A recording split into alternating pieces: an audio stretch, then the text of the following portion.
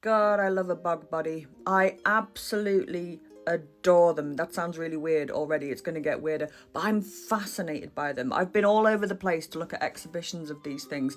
If you had such a thing as a Bogbody groupie, that would be me. For anyone that doesn't know, a Bogbody is what we're looking at here. They are human remains that have been naturally preserved in bogs, and they're normally found across Northern Europe. Places like Germany, but also in the UK and in Ireland.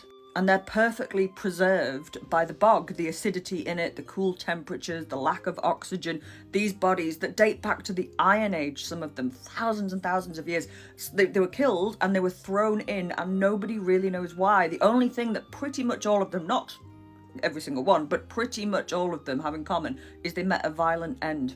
And the debate as to why they were killed and thrown in the bogs is ferocious. And this is Lindo Man, so called because he was found at Lindo Moss, which is near Wilmslow in Cheshire, northern England. He's also known as Lindo 2 because he was the second Bogbody to have been found.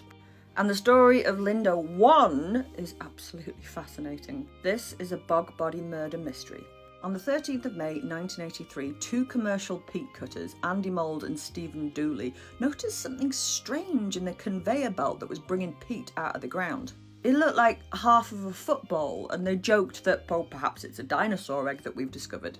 They picked it up and they inspected it, and pretty quickly they realised that what they were looking at was the top of a human skull, and it was very, very well preserved. In fact, and this is a bit gross, it still had brain matter and an eye there.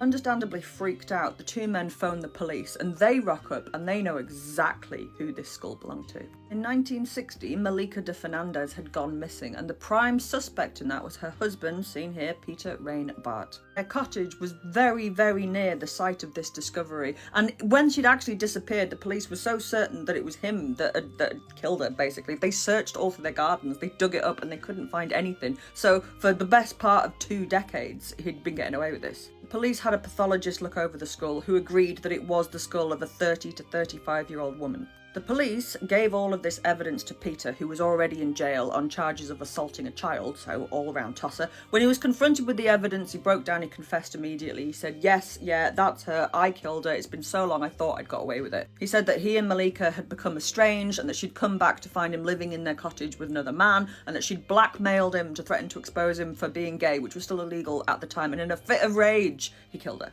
He then tried to burn her body, which he couldn't do, so he dismembered it and he disposed of it in the bog.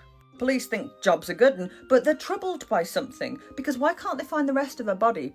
If that's where it was, why can't they find it? So they send the skull to academics at Oxford University who do some investigating on it. And they discover that the skull dates to around 200 BC. The skull was 2,000 years old. It couldn't possibly belong to Malika. When all of this was revealed, Peter tried to recant his confession, but the police weren't having any of it at all. He was found guilty by a jury and he spent the rest of his life in jail. Poor Malika's body has never been found.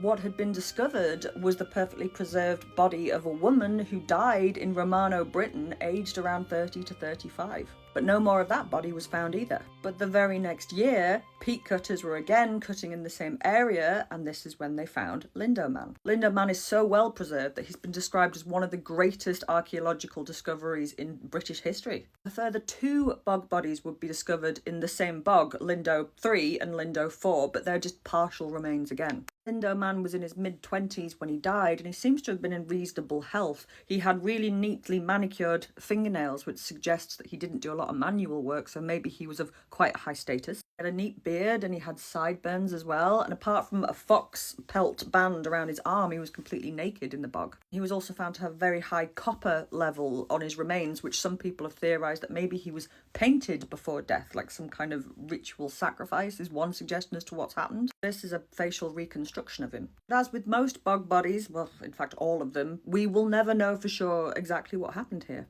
We've got their bodies, we just don't know why they were killed, unlike poor Malika, whose body we don't have, but we do know why she was killed. But that is how an Iron Age bog body solved a murder from 1960.